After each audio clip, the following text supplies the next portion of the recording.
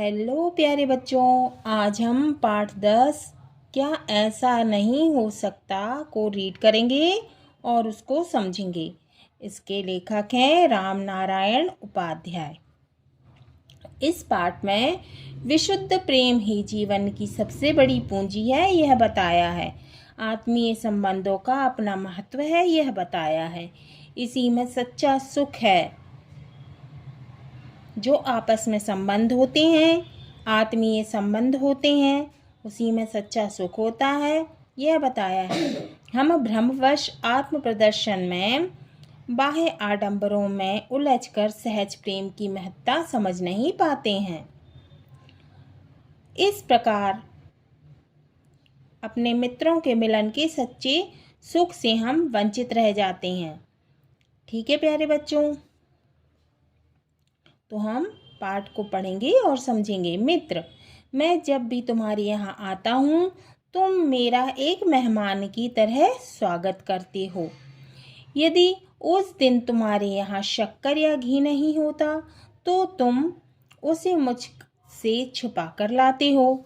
यदि उस दिन तुम्हारे बजट में गुंजाइश नहीं होती, तो तुम किसी से मांग कर या उधार लेकर सारी व्यवस्था जुटाते हो।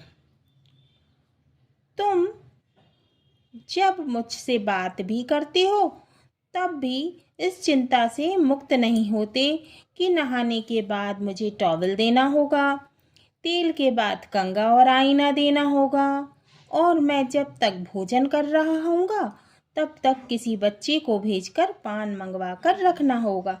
हाँ, ऐसा ही तो होता है। हमारे यहाँ कोई आता है तो हम उसकी चिंता करते हैं कि उसे नहाने के बाद टॉवल देना पड़ेगा, उसके लिए कंघा रखना पड़ेगा, तेल रखना पड़ेगा, आईना देना पड़ेगा।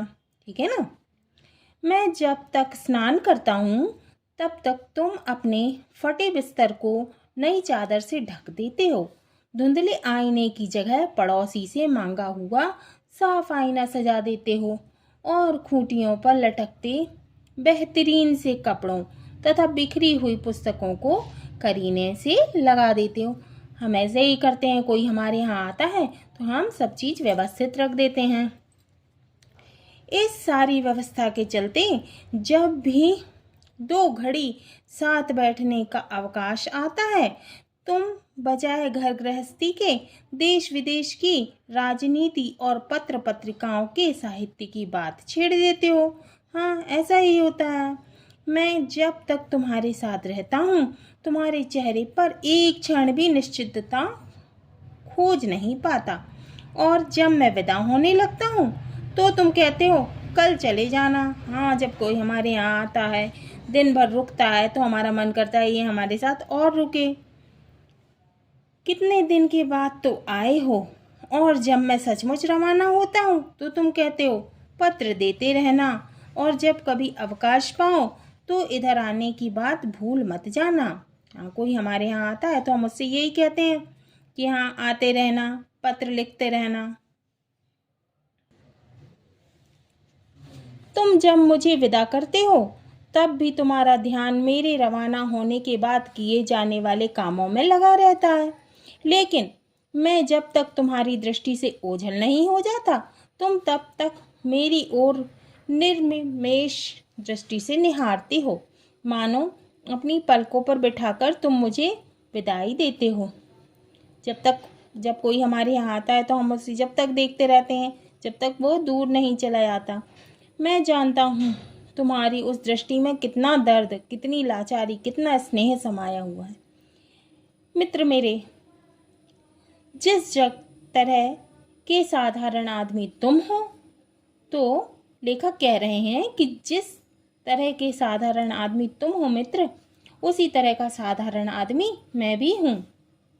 मेरे आने पर जो जो तुम्हें करना पड़ता है, तुम्हारे आने पर वही वही मुझे भी करना पड़ता है। जो जो तुम मेरे लिए करते हो, वही मुझे भी करना पड़ता है। लेखक कह रहे हैं, जिस तरह तुम्हारे यहाँ कभी आटा होता है तो दाल नहीं होती, उसी तरह मेरे यहाँ कभी दाल होती है तो आटा नहीं होता। ये लेखक कह रहे हैं। तुम्हारे बिस्तर की चादर कितनी फटी हुई है, मेरे बिस्तर की चादर भी उससे कम फटी हुई नहीं है। तुम्हारी कुर्सी का दायां हाथ तो टूटा है और मेरी कुर्सी का बायां।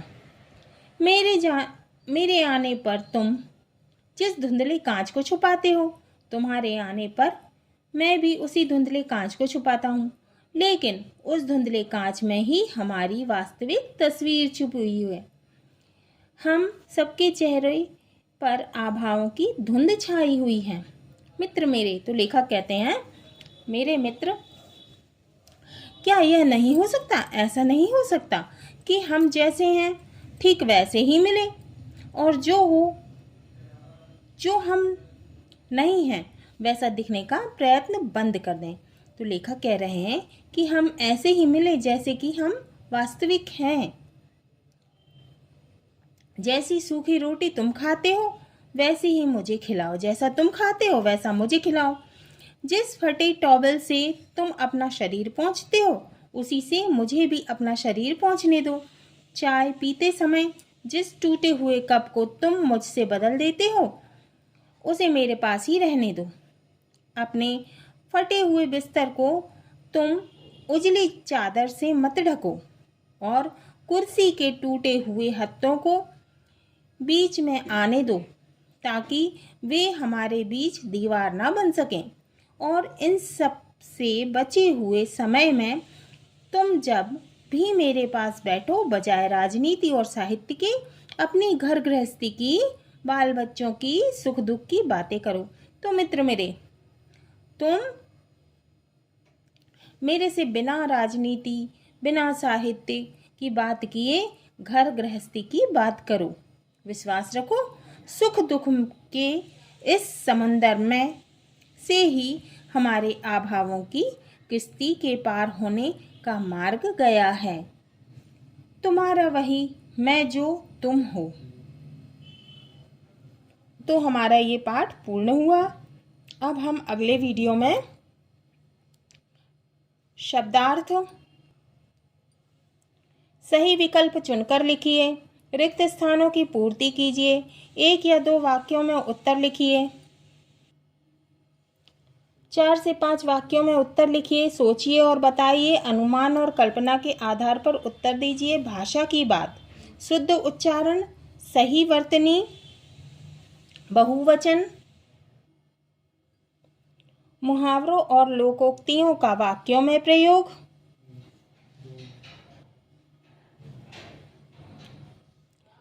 अकर्मक और सकर्मक क्रियाएं आदि हल करेंगे। तो ये हमारा पाठ पूर्ण होता है।